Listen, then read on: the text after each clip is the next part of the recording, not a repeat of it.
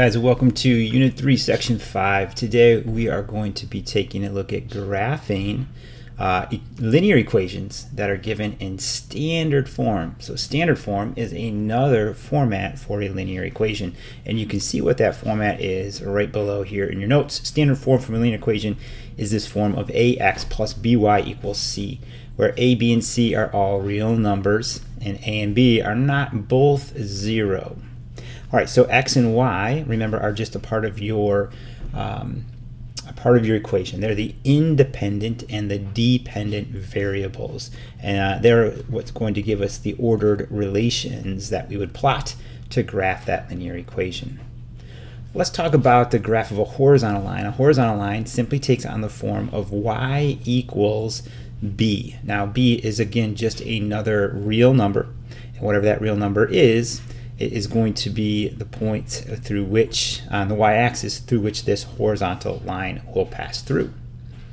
Likewise, the graph of x equals a is a vertical line, and a is also going to be just a real number, and it's going to be the number on the x-axis that vertical line passes through. So we'll get some practice here. Let's take a look at example 1. We want to graph the following equations, and we have the equation y equals -2.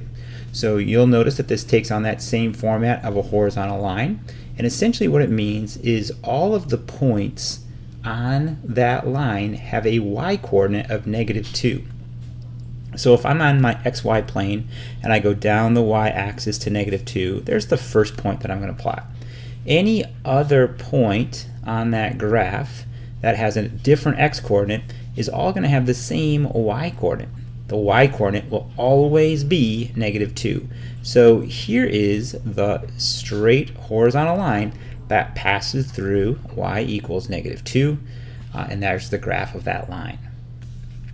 The next one here in 1b is x equals 4. And likewise, it means all of the points on this line are going to have an x-coordinate of 4. So on my x-axis, I'm going to go over to where 4 is, and I'm going to plot the x-intercept right away. And then any other points on this line are going to have an x-coordinate of 4, regardless of whatever their y-coordinates are. So I'm going to draw my straight line through all of those points, and there's my vertical line that passes through x equals 4. And there's your graph of your vertical line and a graph of your horizontal line. Now you'll notice that in the graph of a horizontal line, there's no x value, and the graph of a vertical line, there's no y value.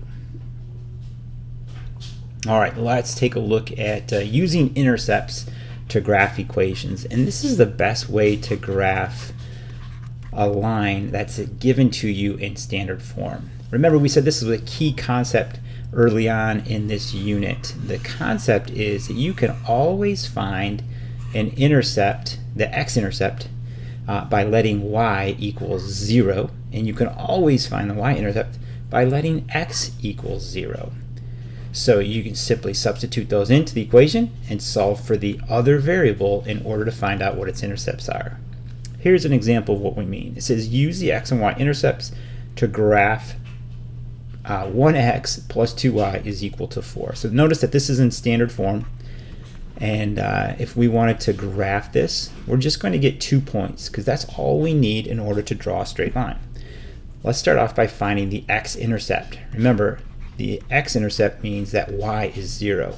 So you're going to substitute you're going to substitute 0 in for y. So you have the equation x plus 2 times 0 is equal to 4. Well, 2 times 0 is 0, so that means x plus 0 is 4, which means your x-intercept is 4. So if my x-intercept is 4, the point 4, 0, there's my y0, is on the line. So let's go over and plot that point right now. Next, let's find our our y-intercept. When we find our y-intercept, x is equal to 0, so we're going to substitute 0 in for x. So we have 0 plus 2y is equal to 4. All right, well, that 0 can just be ignored. I have the equation 2y equals 4. When I divide both sides by 2, I get y is equal to 2. And that means the point 0, 2 is also on the graph. So 0 over 2 up. All right, now that I have these 2 points, I can simply draw a straight line through those 2 points and call that my linear equation given by that standard form of x plus 2y equals 4.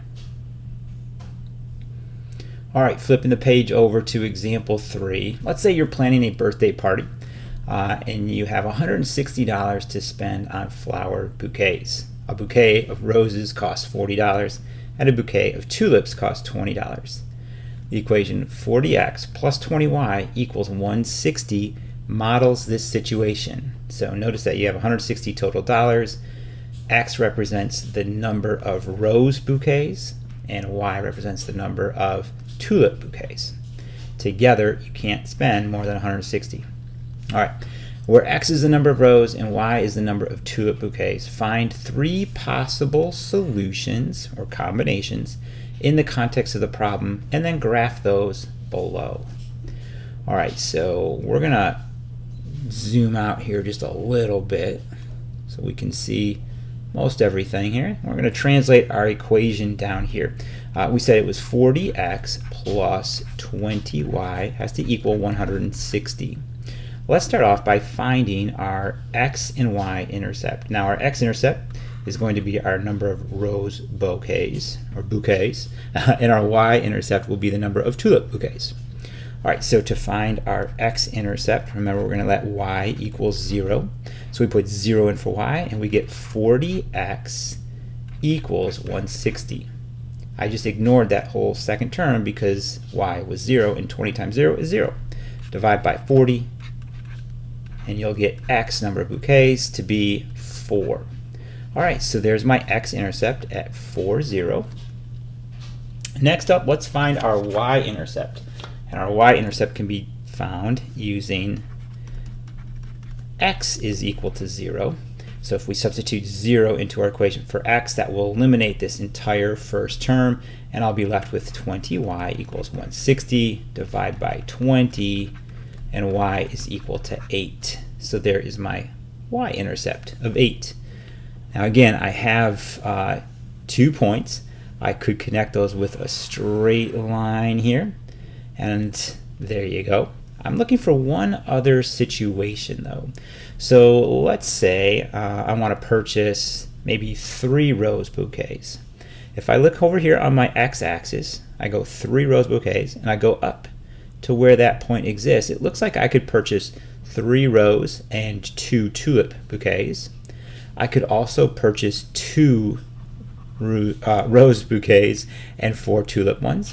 Or I could purchase 1 rose and 6 tulip. So there's actually 3 other situations or outcomes or combinations of bouquets that I could purchase for $160.